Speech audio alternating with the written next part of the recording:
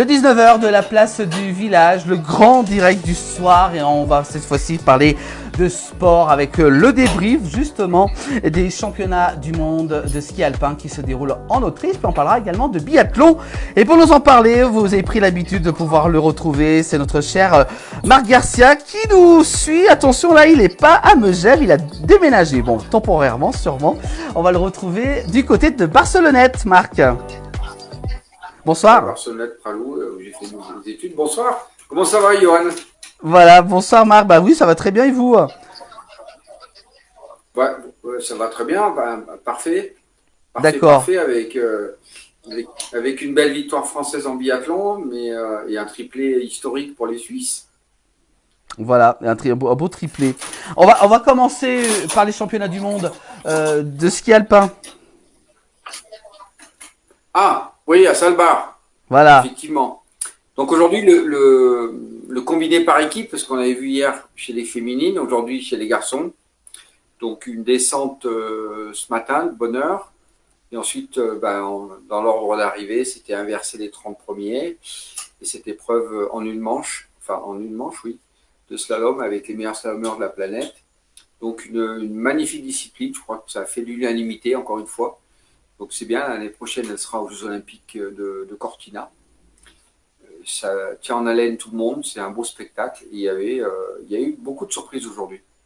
Alors, les surprises, quelles sont-elles justement? Peut-être pour pas plus suivre Alors, à la télévision. c'est déjà, les surprises, c'est que il faisait pas très très froid, les conditions de neige étaient particulières là-bas à Svalbard, une neige plutôt, ce qu'on appelle nous une neige de printemps.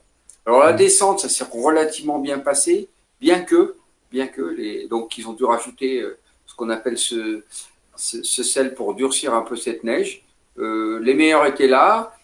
Nos amis français ont bien skié. Je pense qu'ils ont bien skié aujourd'hui, les descendeurs, pour cette première phase du programme de la journée. Avec des moments où on a un petit peu de brouillard, pas de brouillard, un peu de soleil, pas de soleil. Donc c'était assez particulier pour les descendeurs. En tout cas, une belle épreuve avec un public incroyable, autrichien, connaisseur, évidemment, de tous ces champions-là.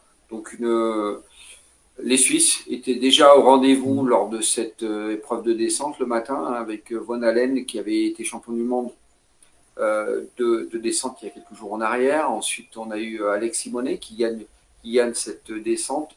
Les Italiens, Paris qui était là, les Français étaient aussi là. Mathieu Bellet, Nils Alphand, il y avait, comment il s'appelle, j'oublie, Nils Allègre qui était là, qui fait une belle, qui était associé avec Clément Noël, qui fait une belle descente.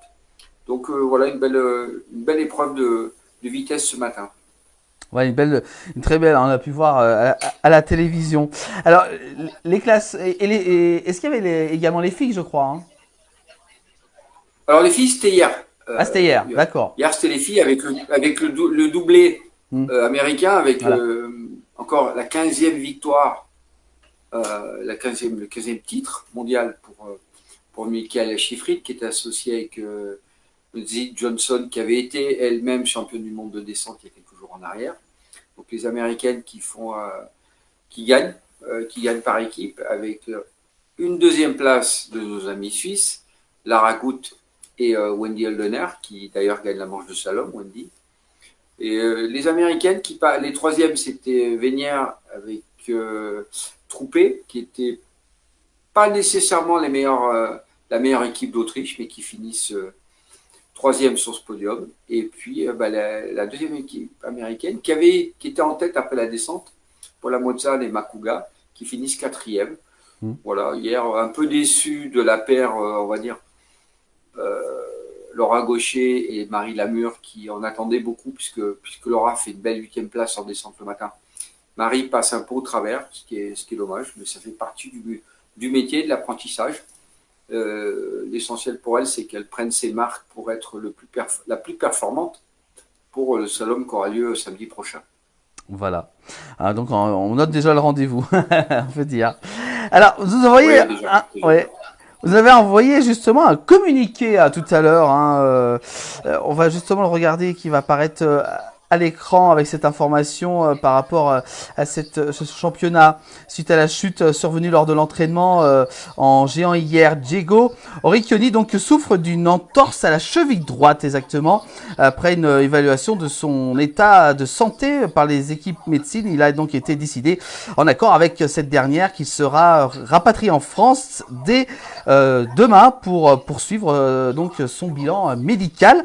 Et puis donc en conséquence justement Diego ne prendra pas le départ du géant des championnats du monde qui se déroulera justement ce vendredi. Il poursuivra ses examens sous la supervision du médecin en charge des équipes de France de ski, Dr Stéphane Bull. Donc le bilan justement médical complet sera donc effectué et des informations complémentaires sur son état de santé donc seront communiquées dès que possible. Il sera pas remplacé. Seuls 2 Français prendront le départ vendredi. C'est quand même une précision ça. Hein.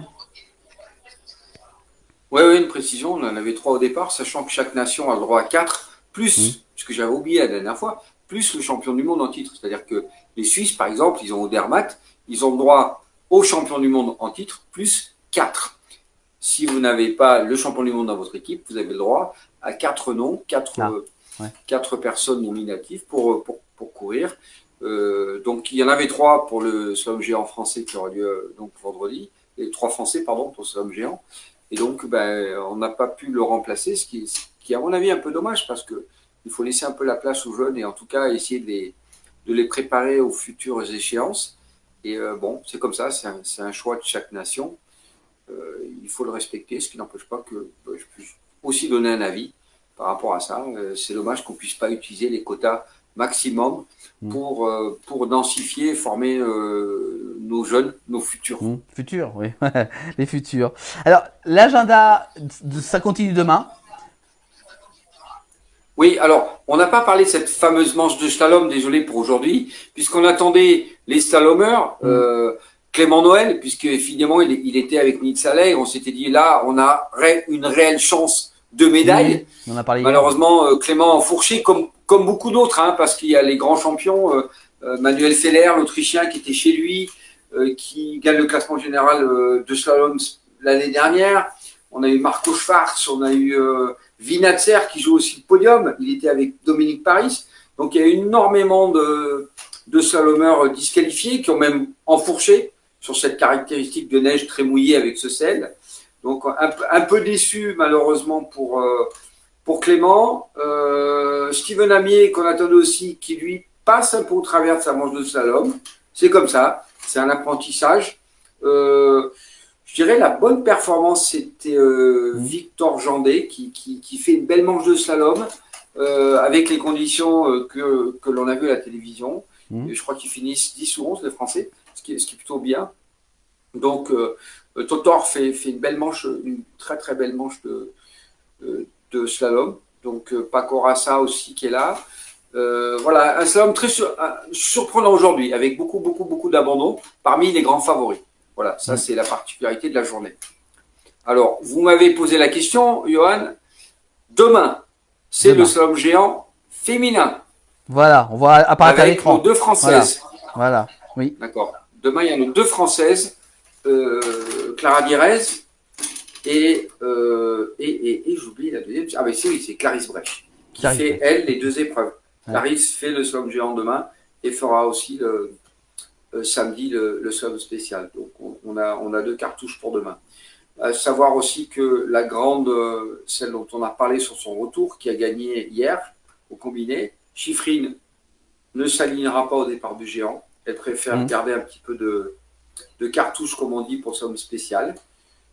Voilà, on attend demain un beau géant avec Sarah Hector, la Suédoise, qui a quand même gagné la Coupe du Monde. Il y aura aussi l'armada italienne, dont la leader est Federica Brignone, Lara Gut, Lupcic. Enfin, demain, il y a un beau spectacle en géant. On attend de voir les conditions météo. Oui. Parce que les conditions de neige sont relativement changeantes en fonction des températures. Et on attend de voir finalement demain la surprise du chef, je dirais. Voilà, surprise. La météo décide beaucoup justement hein, pour les compétitions. Ouais, la compétition décide beaucoup. Et ça a posé un problème parce que la plupart des slalomeurs se sont entraînés il y a quelques jours, toutes les équipes sur des conditions de neige verglacées. Et aujourd'hui, c'était des neiges salées, un peu plus compliquées à skier, à appréhender, très compliqué de pouvoir changer comme ça de conditions de neige et de s'adapter. En tout cas, pour la première édition dans les championnats du monde, cette épreuve de combiné par équipe, eh ben, qu'est-ce qu'on peut dire? Félicitations, en tout cas chapeau bas. Nos amis suisses ont quand même fait 1, 2 et 3. Bravo, bravo, félicitations à eux. C'est encore ça continue l'armada des médailles pour les Suisses là. Oui, c'est vrai que cette année on parle que des Suisses, ils sont partout. C'est vrai. Voilà. Ah, on va parler également de biathlon parce que ça aussi c'était la journée des faits marquants du sport aujourd'hui, Marc. Ouais, les débuts aussi des championnats du monde qui ont lieu en Suisse à Lenzerheide. Et là, évidemment, on attendait le combat sur les 3 nations qui dominent ce début de saison, que sont les Norvégiens, ce qui est clair, mais les Allemands qui sont toujours présents, les Allemands et les Allemandes, et nos Français et Françaises. Et aujourd'hui, les Français, pour le coup, les Suisses, ils ont écrasé en alpin, mais alors là, en biathlon, on a écrasé tout le monde. On peut voir la photo. C'est encore plus spectaculaire, puisque Julia Simon se met une méga, comme on dit chez nous, une méga tarte qui tombe sans avoir endommagé la carabine, mais qui casse un bâton, qui repart. Et elle a pu faire un magnifique tir à coucher et debout. Lou Jean Monod derrière qui enchaîne parfaitement. Éric Perrault et ça termine par Émilien Jacquelin. Donc du coup, un bon début pour ce championnat du monde de biathlon avec vraiment une domination sans faute, on va dire, de la part des Français. Ils sont pratiquement 45 secondes, mais c'était à un moment donné plus d'une minute devant toutes les équipes. Donc bravo à nos amis biathlètes, félicitations aussi. Un petit coup de champagne pour nous et un grand cocorico. Voilà, tout à fait. Voilà, encore une bonne nouvelle pour aujourd'hui. Du côté du biathlon, on peut voir la photo qui a été prise justement au moment donc des arrivées. Voilà. Bon, on a fait le tour, je crois. Marc, un petit dernier mot? Non, est-ce que Johan, on a des questions? Parce que souvent. Les questions. Oui, les questions, nous sommes en live, c'est vrai, tout à fait. On va. Alors, est-ce qu'il y a des questions? Non. Alpes du Sud, bon, non, oui. Non, on n'a pas de questions. Non, on n'a pas de questions ce soir. Ah oui, c'est Alain Julien quand même qui nous pose une question à l'instant, oui, comme quoi ça arrive. Pourquoi on n'est pas à la hauteur des grands skieurs? J'ai pas entendu. Je disais pourquoi on n'est pas à hauteur des grands skieurs, nous demande Alain Julien. Des grands skieurs, c'est-à-dire les grands skieurs français, des grands skieurs suisses, des grands skieurs autrichiens. Je pense, enfin sur l'ensemble. C'est un grand débat. C'est un grand débat. Pourquoi nous, les Français, on est un petit peu moins bien, on va carrément être clair vis-à-vis des Suisses. C'est déjà un sport national, la Suisse.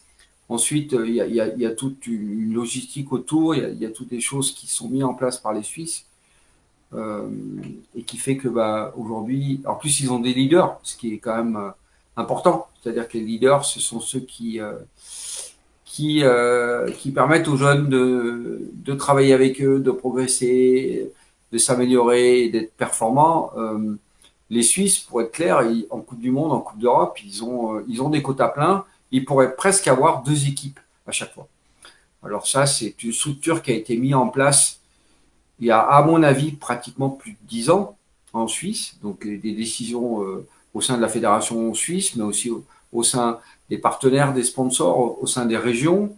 Et on n'a pas de champion, on a des phénomènes de vagues, on n'a pas de champion comme ça du jour au lendemain. Alors, il faut laisser un peu le temps à tout ça. Il faut je pense que c'est le souci de David Chastan, qui est le grand patron des équipes de France, hommes et femmes confondus, d'essayer de créer un peu plus ce lien au travers des comités, des régions, mais aussi au travers des stations, au travers des maires de stations, au travers des gens qui sont dans le domaine sportif, dans les montagnes, qui puissent s'investir peut-être un petit peu plus. Alors, il y en a, heureusement qu'il y en a, mais peut-être pas de la même manière.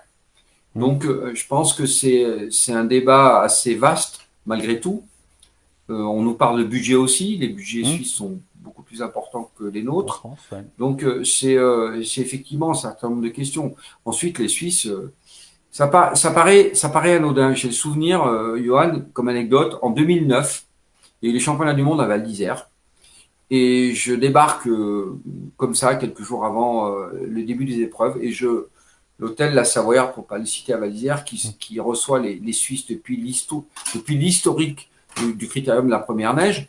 Je vois des camions, des smirmors qui arrivent et je vois, on enlève tous les lits de l'hôtel et les Suisses sont arrivés avec leur propre sommier, avec leur propre matelas, avec leur propre eau, avec un certain nombre de choses. Alors, on se dit toujours, ouais, faut quand même pas exagérer, faut pas ci, faut pas là, mais la recherche, si vous voulez, la recherche et le phénomène, tout ça, fait que, eh ben, c'est pas anodin. Il y a des résultats derrière. Alors, les Suisses, comme d'autres équipes, hein, d'ailleurs. Mais, aujourd'hui, l'athlète, il s'entraîne. Évidemment, tout le monde s'entraîne quasiment, à la même hauteur avec des variantes entre chaque équipe. Mais, la chose importante aujourd'hui dans le monde du sport de haut niveau, c'est comment les athlètes récupèrent, comment les athlètes dorment, comment les athlètes mangent. Donc, on n'est peut-être pas tous à la même enseigne, ou en tout cas, on n'a pas tous non plus ce recul-là, et qui fait que c'est aussi, vous savez, pour être champion, c'est un phénomène de détail qui vient s'accumuler. La technique, pour la technique, oui, évidemment, elle existe, on est clair. Mais je pense que il y a d'autres choses, il y a d'autres schémas qu'il faut mettre en place. Et en fait, c'est l'ensemble de détails qui fait que aujourd'hui, il y a un constat. Et je pense qu'il faut en tirer des leçons. C'est pas du tout des critiques, mais des leçons pour être le plus performant, sachant que nous, l'objectif maintenant, c'est dans 5 ans, les Jeux Olympiques en France en 2030. Voilà, oui, il faut bien y penser. C'est tout à fait raison, Marc. Voilà, merci beaucoup Marc pour toutes ces informations en cette journée de ce mercredi. On va se retrouver demain avec la suite. Ouais, alors demain, je pense que on va analyser ce géant féminin ensemble. Voilà, le géant féminin qui se déroulera demain matin, je crois vers 10h, 9h30, je crois, je sais plus. J'ai vu ça l'heure tout à l'heure en début de matinée, voilà, sur Eurosport et ouais, la première manche, alors. Ouais. La première manche, alors, ce qui est particulier aussi dans le règlement FIS, il était convenu que, vous savez, les petites nations, en général, ils devaient avoir ce qu'on appelle une pré-qualification. Et là, la Fédération internationale, avec différentes raisons, a décidé que tous les athlètes, il n'y avait pas de pré-qualification. C'est-à-dire que demain, je crois qu'il y a à peu près 112 partantes au départ de ces championnats du monde. Ah oui. Ce qui est totalement incroyable. Ouais, ça fait du monde, c'est vrai. Ça ligne de départ. Ça fait du monde, effectivement. Voilà. Voilà. Merci beaucoup Marc pour toutes ces informations. Puis retrouvez cette rubrique dès demain sur l'ensemble de nos plateformes pour revoir en replay. Et puis nous on se retrouvera demain soir, toujours dans les conditions du direct, à Barcelonnette exactement, c'est ça hein? Ouais, ou Pralou, je sais pas. Ça va dépendre si je monte ou si je descends. Voilà, oui, Marc il est partout. Voilà. Oui, parce que Pralou c'est un peu plus haut, c'est là où j'ai fait partie du club de Pralou. Et puis Barcelonnette, c'est un peu plus dans la vallée. Voilà. Merci beaucoup Marc. Bonne soirée à vous, puis à demain. À demain. Merci Johan. Merci voilà. à tous. Merci. Voilà pour cette rubrique donc de Marc, le débrief à retrouver donc dès demain dans le 19h de la place du village et puis également le replay de cette émission est à retrouver dès demain également. Voilà pour cette rubrique sport dans le 19h.